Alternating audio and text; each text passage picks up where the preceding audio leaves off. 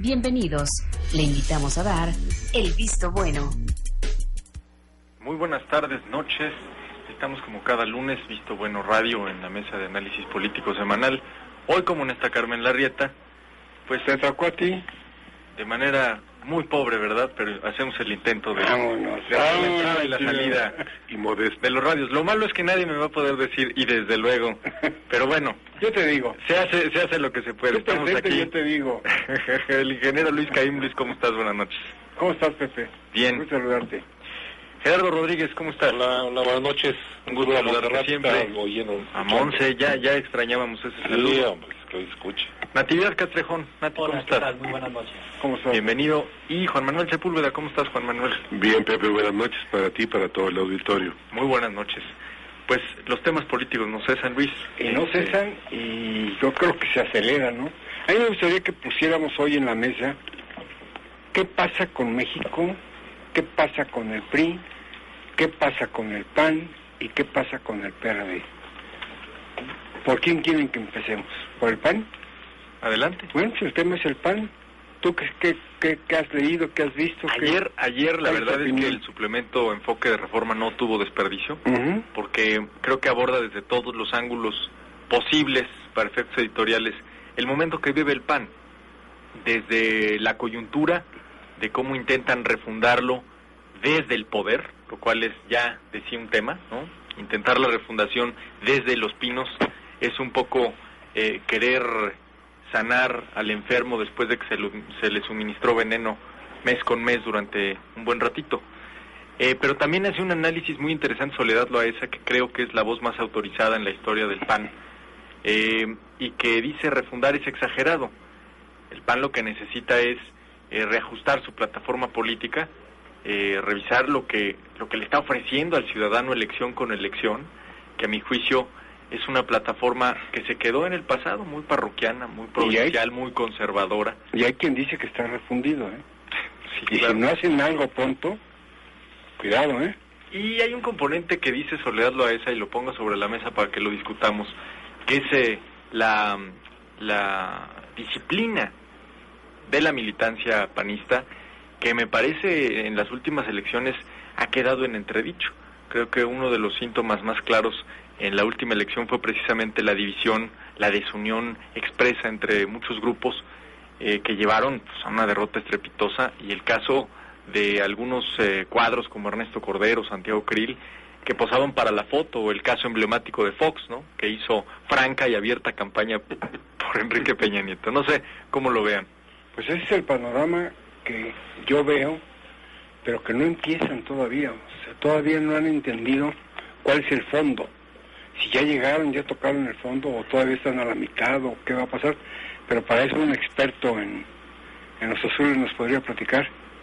Se está vengando del viernes. Soy yo. Se está vengando del viernes. Realmente creo que al PAN aún le falta un tiempo para poder asimilar lo que pasó el 1 de julio, ¿no? Creo que el golpe, aunque venía anunciado por muchos estudios de opinión y cómo se sentía el ambiente político, creo yo que de pronto esta orfandad en la que está el Partido de Acción Nacional, después de perder el poder público federal y caer a un lejano tercer lugar, creo que aún le falta tiempo para poder asimilar toda esta pérdida, ¿no? Sin embargo, pues empiezan a mover. Felipe Calderón tiene prisa, o sea, él quiere hacerse del partido antes de irse de Los Pinos, y no ha dejado de moverse. Y empieza a utilizar pues la fuerza que le queda, todavía lo que tiene de poder, para hablar con los consejeros. Ya es pública el enfrentamiento entre el grupo de Madero y el grupo de Felipe Calderón. Felipe Calderón está yendo a los estados, a las giras oficiales, y en los últimos viajes, terminando sus actividades, se reúne con los consejeros estatal del PAN, y les está pidiendo que en agosto, que tienen una sesión allí de Comité Ejecutivo Nacional, se ponga a consideración la permanencia de Madero o su retiro. Él lo que propone y lo que está gestionando es que en ese consejo, en esa reunión de Consejo Nacional, creo que es el 8 de agosto, si mal no recuerdo, se ponga el tema y ahí mismo se pida la renuncia de Madero, y se convoque a una elección muy rápida obviamente antes de que él se retire de Los Pinos y todavía con el Consejo dominado por sus afines. Esto está provocando que Madero empiece también a reunirse con los liderazgos estatales, con los dirigentes formales de la estructura en cada estado, que finalmente son consejeros todos nacionales, algunos por votación directa, otros ex oficio, y empieza a darse un equilibrio ahí se están tomando ya partido quién apoyará a Madero, quién apoyará a Calderón, y yo creo que el 8 de agosto veremos quién se va a quedar con los despojos del PAN para los próximos años, ¿no? O Felipe Calderón con todo el uso del poder, o los panistas que le achacan a Felipe Calderón gran parte de la derrota. Más que estar con Madero es estar en contra de Felipe Calderón. Y no les gusta. Que podría recolectar, ¿no? Así es. No les gusta ver perdido. No les gusta que el presidente se meta de una manera tan frontal, aunque tenga buenos argumentos, a querer el decidir el futuro del PAN, ¿no? Entonces, creo que viene una pugna muy fuerte. Antes estamos hablando de 3 semanas, viene una pugna muy fuerte, y yo creo que eso va a definir el futuro. Si desde Los Pinos se intenta refundar, o si desde la presidencia de Madero y los grupos que lo puedan apoyar le dan al presidente otra elección como la de Josefina contra Cordero. ¿Tendrá la fuerza Madero como para pelear una posición de quedarse? O lo que pasa es que no es Madero, es todos aquellos que no quieren que el presidente tome el control y se adueñe del partido, que es la idea. A mí me llama la atención el perfil de Felipe Calderón, porque uno pensaría que su estructura ideológica le llevaría a hacer casi imposible la entrega del poder institucionalmente al PRI, partido al que combatió parte de un tramo largo de su vida. Y llama la atención porque en un fenómeno especial en las campañas salió limpio, no fue producto de golpes políticos en la campaña. Tal parece que él no asume que parte de la culpa, más bien yo creo que le queda muy claro que parte de la culpa de la derrota no está por su paso. Él psicológicamente yo creo que le achaca la derrota a factores diversos, externos, entre ellos al Trice, porque en un acto antidemocrático Madero, recuerden ustedes que se reservó 200 distritos a designar, y resulta que el Trife le ordena que haga consultas y ahí se desata una hecatombe al interior. Bueno, pues Felipe Calderón no solo eso, sino se preparó para la derrota, porque al día siguiente que pierden la presidencia de la República, 1 o 2 días después, reúne a José Vázquez Mota y a los liderazgos visibles del PAN en Los Pinos, les dice, tenemos que atacar y reposicionarnos para tomar una posición importante en cuanto a hacer una fuerza política, ¿no? Tratar de lograr hacer la segunda fuerza política.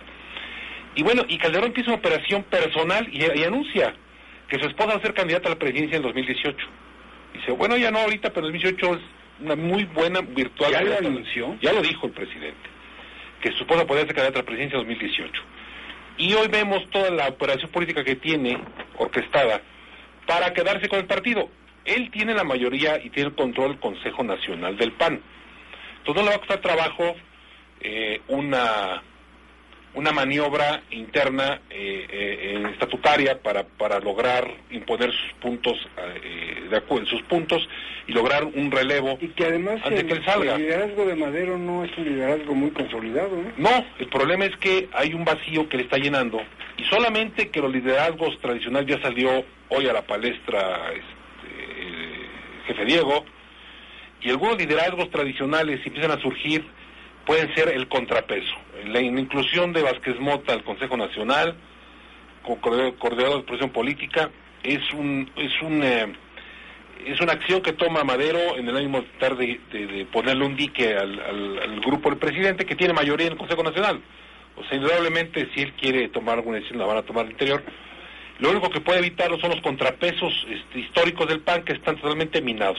El hijo de Cloutier hasta fuera del PAN. Yo creo que ya por ahí ya no podría ser nada. Entonces, ¿qué le va a hacer contrapeso al presidente? Los gobernadores panistas, los expresidentes. El mismo Fox, que no ha sido expulsado, y que aunque apoyó abiertamente a Peña Nieto, bueno, pues sigue siendo panista, mientras no diga lo contrario, mediante un recurso o una expulsión, y se quiere quedar con el PAN, pero no en una actitud democrática, se quiere quedar en el más rancio estilo de la política mexicana, lo que tanto combatió, lo quiere aplicar. Quiere tomar un control total e imponer su proyecto político transeccional, y no está pensando, como él decía, que esto es una maestría al extranjero, él está pensando en tomar el control del PAN y ser una fuerza actuante y vigente. Yo creo que no hay ningún expresidente que lo haya logrado. No, y que hable con la verdad. Antes todos dicen que se van a ir a su rancho, otros que se van a ir a leer, otros que van a hacer... ¿Algún lugar más lejano? Bueno, Echeverría se fue a las Islas Fiji. Pero Cedillo Sí, también definitivamente. Y dejó de participar políticamente. activa, ¿no? En política Sí, pero partidista. él nunca fue así muy de partido, ¿no? Ahora, No, vaya, yo creo que Felipe Calderón tiene que meterse en la sucesión en el PAN. Y además es o sea, natural. vaya, tienen que controlar de alguna manera lo que pase al interior del PAN, porque si no va a ser una desbandada terrible.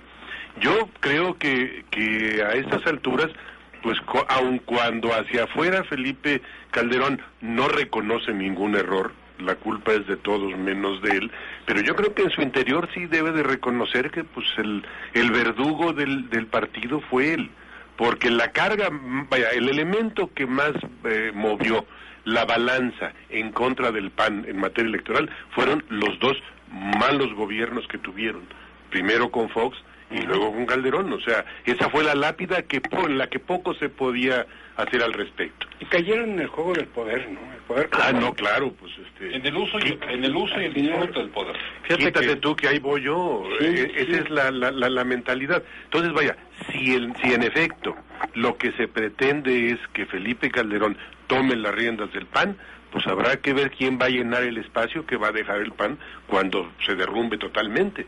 O sea, ahí sería prolongar la discusión por más tiempo, y yo creo que el PAN no tiene tanto tiempo como para recomponerse y volver a participar. Es desastroso para el país. Para el país eso va a ser una muy mala noticia. En un partido ahí satélite, porque además lo que se ha planteado hasta el momento es una reforma hasta cierto punto cosmética. Es decir, mecanismos para tener controles y expulsar gente más rápido, tener mayor relación territorial entre gobiernos locales, sí, pero de fondo está la capacidad del PAN de atraer a una clase media que tiene un voto muy blando, recuperar, que los abandonó porque simple y sencillamente no lograron diferenciarse más del PRI y del PRD, y además perdieron un discurso que era claramente diferenciador, ¿no? Y que atraía a muchos votantes de clase media que hoy simple y sencillamente optaron bajando los brazos por la opción política de Peña Nieto. Bueno, es que antes su argumento era pegarle al gobierno, más que el problema es que el gobierno son ahora ellos. Exactamente, yo creo que ellos eran extraordinarios opositores y pésimos gobernantes, ¿no?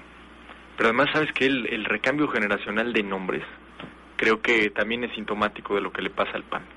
Es decir, platicábamos hace un rato antes de entrar al aire de Castillo Peraza, quién iba a ser el heredero.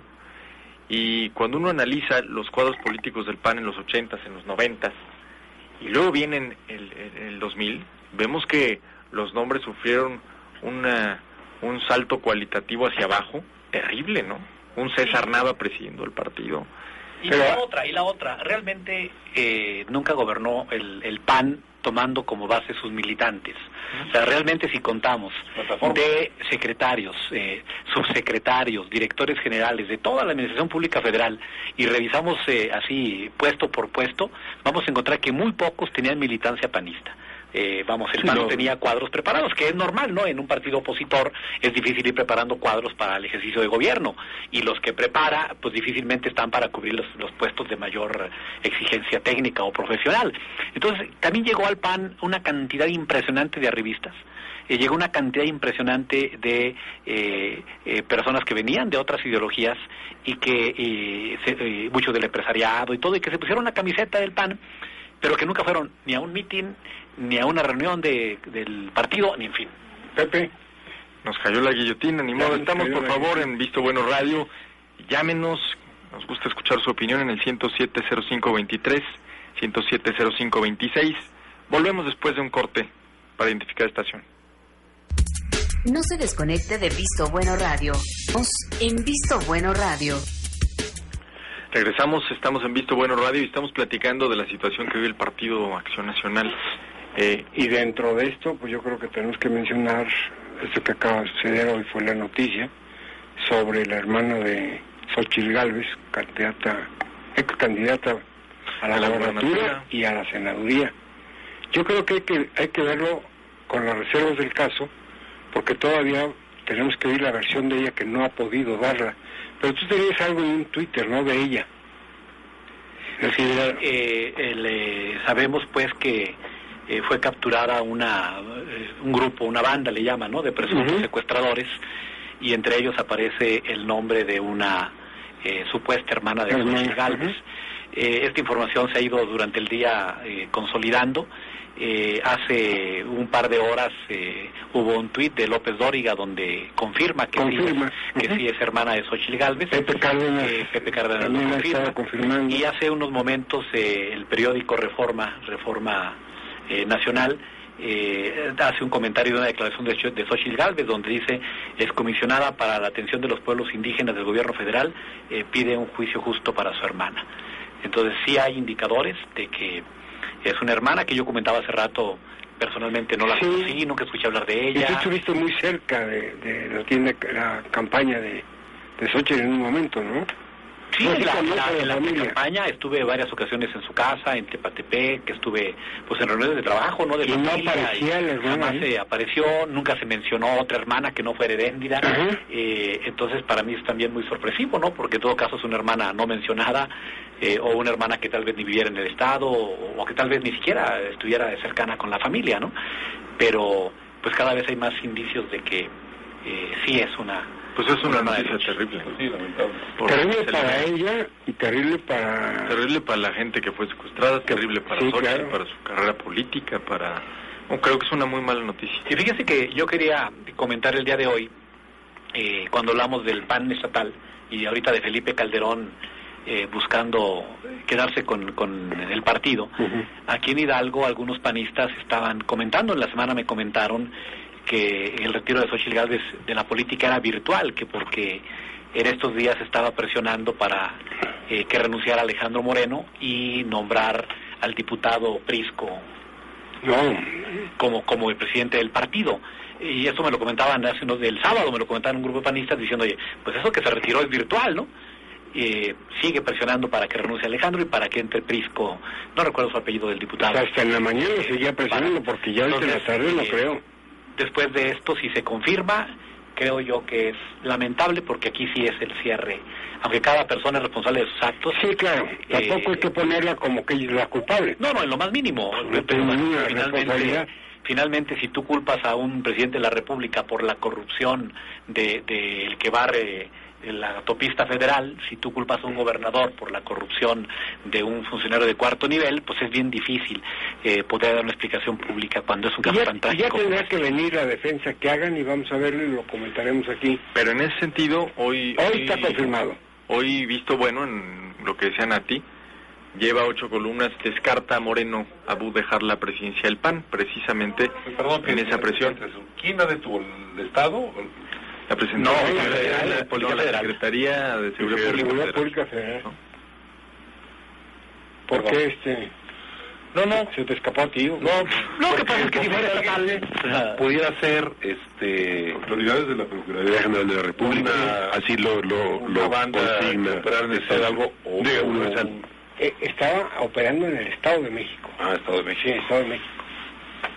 Yo creo que aquí habrá que esperar un poco para poder tener ya una visión completa de esto, ¿no? Ahora, decían hace un momento que la disputa por lo que queda del PAN después del 1 de julio está entre el calderonismo y el líder pues de la burocracia panista, que es hoy Gustavo Madero. Bueno, ¿y qué está sucediendo en el Estado? Eso es interesante, ¿no? Porque es reflejo de lo que está pasando a nivel nacional. Sí, aquí también se están peleando la presidencia del comité, le dicen a Alejandro que ya se va, él dice que no se va. ¿Y cuál es la realidad? Porque Adrián del Arenal, que ha estado en este programa, pues ha echado espuma en contra de lo que está sucediendo en el PAN, y Daniel Lugo estuvo opinando, ha visto bueno algunas cosas. ¿Cuál es la realidad? Daniel dice que hay que hacer una reunión a puerta cerrada y analizar. Están en este periodo de reflexión. La realidad es que entendiblemente están en un proceso de repartir culpas, de ver qué pasó, de ver qué va a suceder si sigue, siendo conveniente ser panista, ¿no? En el estricto sentido. Sí, es rentable. Y pragmático político, sí, claro, sí es rentable tener una carrera política en el PAN, en un estado como Hidalgo, donde el PRD ha avanzado, donde el PANAL ha avanzado, y el Partido Acción Nacional se estacionó y se durmió en sus laureles, ¿no? Sí, un 17% para un partido nacional es... Pero hay una clientela natural.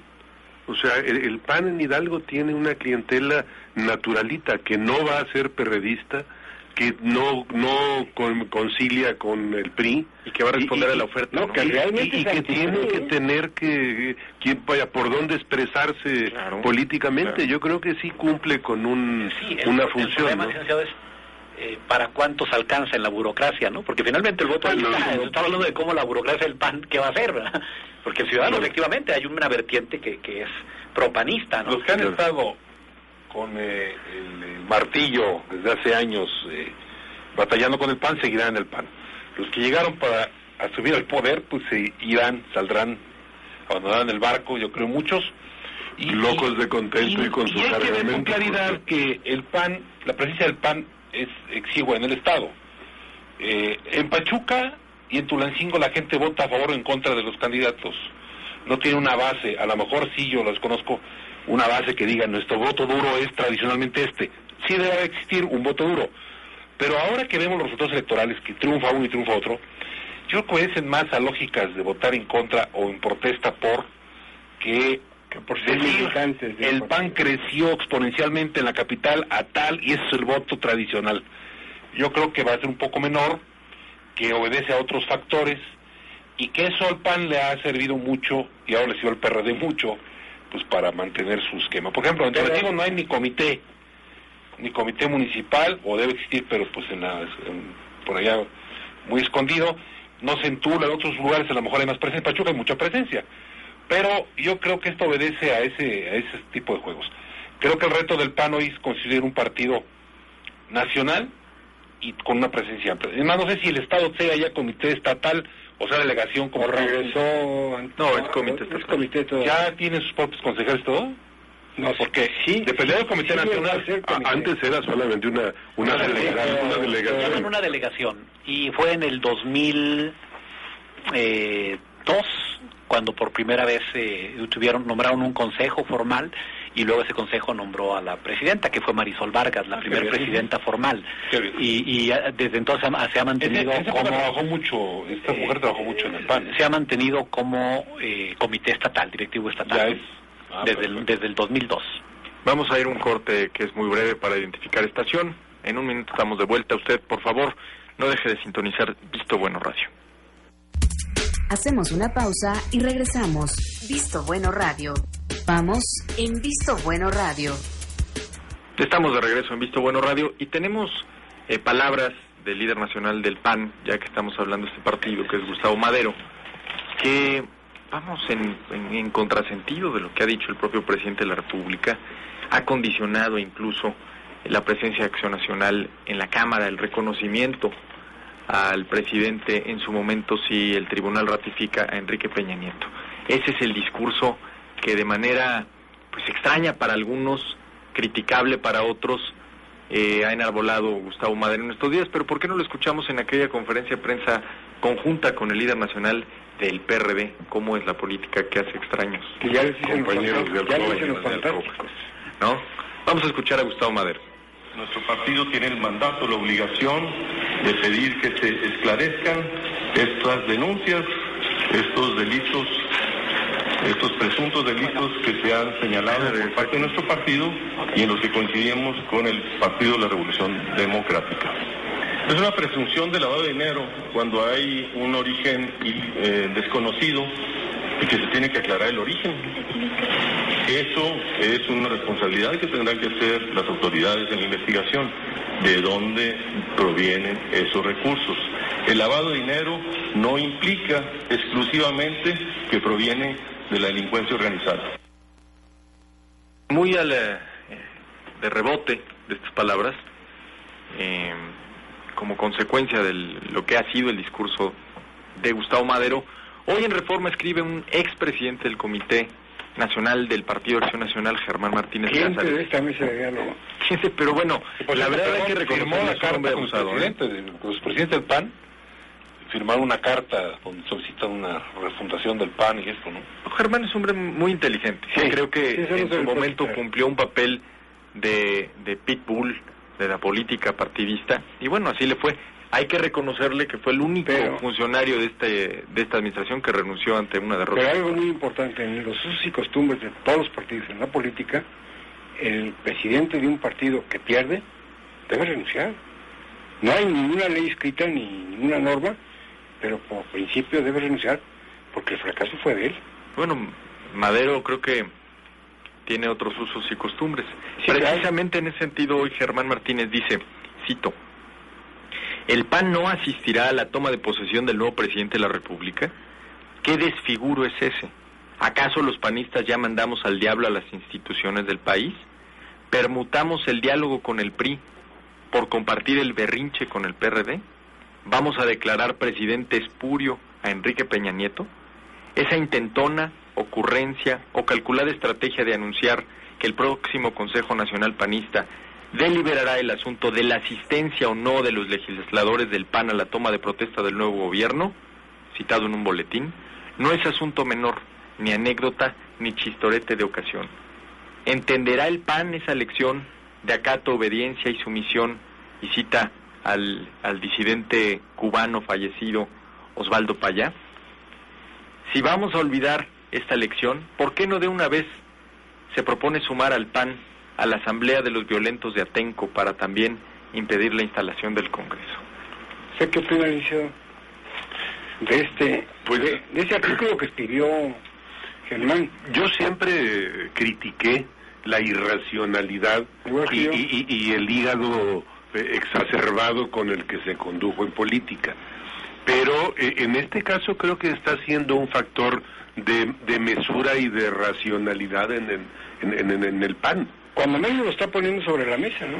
Porque verdaderamente es grave esto de ahora salir de la mano de quienes los llamaron espurios para tratar de presentar un alegato que no es el alegato que legalmente le corresponde y al que tiene derecho cualquier partido.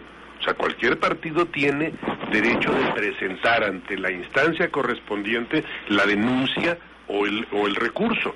Lo que no se puede es manejar el discurso político al mismo tiempo, volteando a plantárselo a la opinión pública, a la asamblea gigantesca, porque con eso lo único que van a hacer es colisionar las autoridades jurisdiccionales con la opinión pública. Pero además qué ironía y qué paradoja, ¿no? Hace 6 años el Partido Acción Nacional mendigaba el apoyo del PRI para que Felipe Calderón fuera ungido presidente de la República.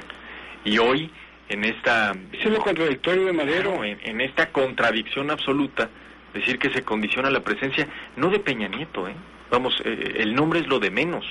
El hecho de si la bancada del PAN asiste o no cuando se erige en Congreso General y se declara y se toma protesta como presidente de la República, sí es una burda maniobra para negociar en este momento del recuento de los daños, ¿no?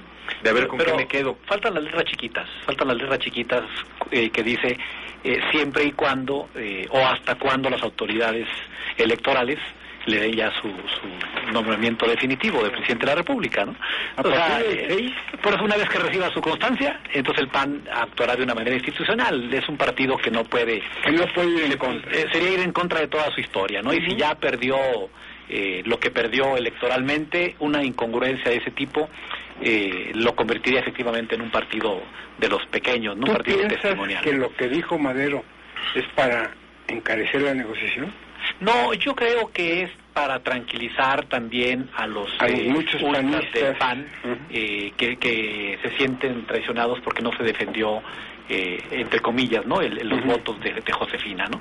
Entonces también es un poco el discurso para esos grupos internos que presionan que por qué no se está actuando, pero no va más allá, ¿no? Por eso salió la secretaria general inmediatamente a decir somos institucionales, todas las acusaciones que hay no ponen en riesgo la determinación de quién ganó la presidencia, y el PAN actuará de manera institucional, ¿no? Entonces yo creo que más bien es un discurso de consumo interno.